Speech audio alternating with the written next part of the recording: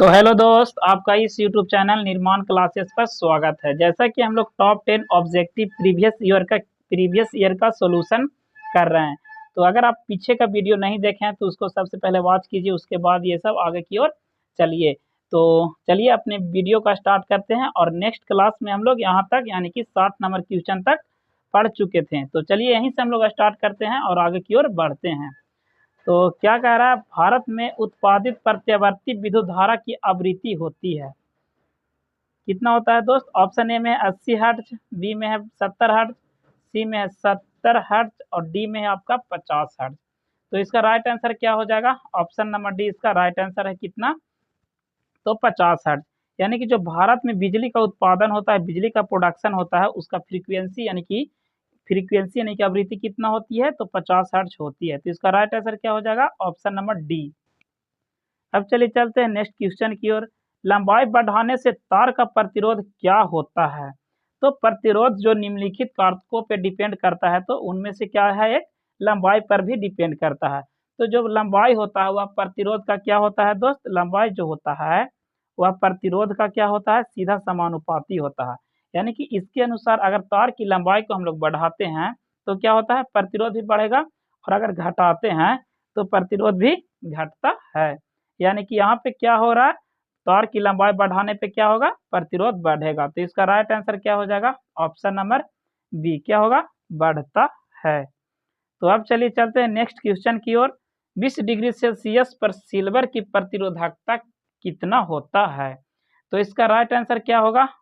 चलिए समझते हैं। तो सबसे पहले आंसर देने से पहले आप बताइए कि प्रतिरोधकता का एसआई मात्रक क्या होता है? तो इसका एसआई मात्रक क्या होता है दोस्त? ओम मीटर। क्या होता है? ओम मीटर। अब चलिए जानते हैं इस क्वेश्चन का आंसर।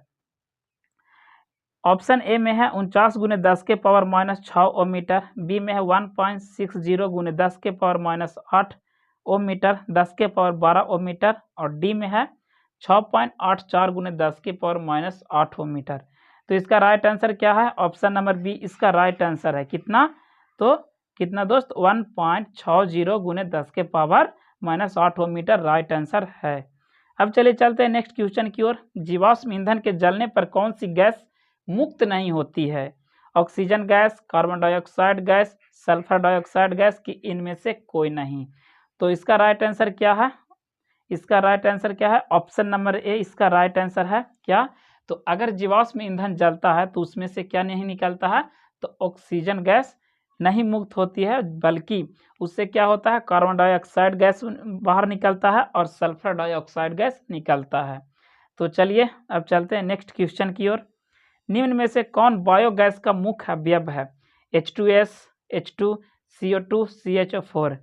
तो इसका राइट आंसर क्या हो जाएगा? ऑप्शन नंबर डी इसका राइट आंसर है। बताइए कि CHO4 का नाम क्या है? तो इसका नाम है क्या दोस्त? मीथेन। यानी कि आपसे मीथेन का सूत्र पूछेगा तो क्या लगाइएगा? कि CH4 होता है। अब चलिए चलते हैं नेक्स्ट क्वेश्चन की ओर। टिंक्चर आयोडीन विलयन बना होता है एथिल अल्कोहल में, क्लोरोफॉर्म में, कि कार्बन टेट्राक्लोराइड में, डी में है इथर में। तो इसका राइट आंसर क्या होगा? ऑप्शन नंबर ए इसका राइट आंसर है। किसमें? तो यह एथिल अल्कोहल से मिलकर बना होता है। अब चलिए चलते हैं नेक्स्ट क्वेश्चन की ओर। और क्या कह रहा है समझते हैं।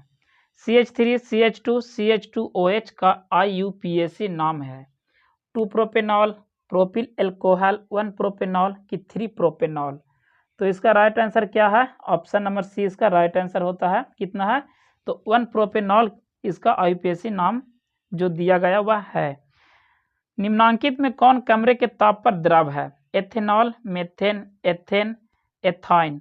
तो इसका राइट आंसर क्या हो जाएगा दोस्त? यह जो होता है इसका राइट आंसर क्या होगा? Option number A. जो एथेनॉल होता है वह कमरे के ताप पर क्या होता है? तो लिक्विड अवस्था में रहता है। अब चलिए चलते हैं नेक्स्ट क्वेश्चन की ओर। बेंजीन सांद्र सल्फ्यूरिक अम्ल की उपस्थिति में नाइट्रिक अम्ल से अभिक्रिया कर क्या बनाता है? यानी कि जो सल्फ्यूरिक अम्ल होता है उसकी उपस्थिति में जो नाइट्रिक अम्ल से अभिक्रिया, नाइट्रिक अम्ल यानी कि बेंजीन मिलकर किसकी उपस्थिति में? सल्फ्यूरिक अम्ल की उपस्थिति मिलकर क्या बनाते हैं? तो क्या बनाते हैं? तो यह बनाते हैं नाइट्रोबेंजीन। क्या दोस्त? नाइट्रोबेंजीन। तो इसका राइट आंसर क्या होगा? ऑप्शन नंबर ए इसका राइट आंसर होगा। अब चलिए चलते हैं नेक्स्ट क्वेश्चन की ओर और समझते हैं। निम्न में से कौन यौगिक ईंधन के रूप में इस्तेमाल किया जा सकता है? एथेनॉल, प्रोपेनॉल, एथेनोइक अम्ल की इनमें से सभी।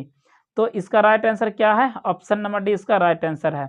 यानी कि एथेनॉल, प्रोपेनॉल और इथेनॉल जो है क्या होंगे? एथेनॉल जो है इन सबको क्या कर सकते हैं? तो इसको ईंधन में हम लोग यूज कर सकते हैं, इस्तेमाल कर सकते हैं। अब चलिए चलते हैं नेक्स्ट क्वेश्चन की ओर और हमारा इस वीडियो का लास्ट क्वेश्चन होगा, निम्न में से कौन समूह डोबेरेनर त्रिक बनाता है?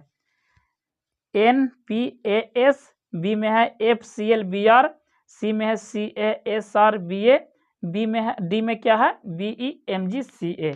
तो इसका राइट आंसर क्या होता है? इसका right answer option number B इसका राइट आंसर है। क्या? कैल्शियम, एस्ट्रानीशियम और बेरियम जो है क्या करते हैं?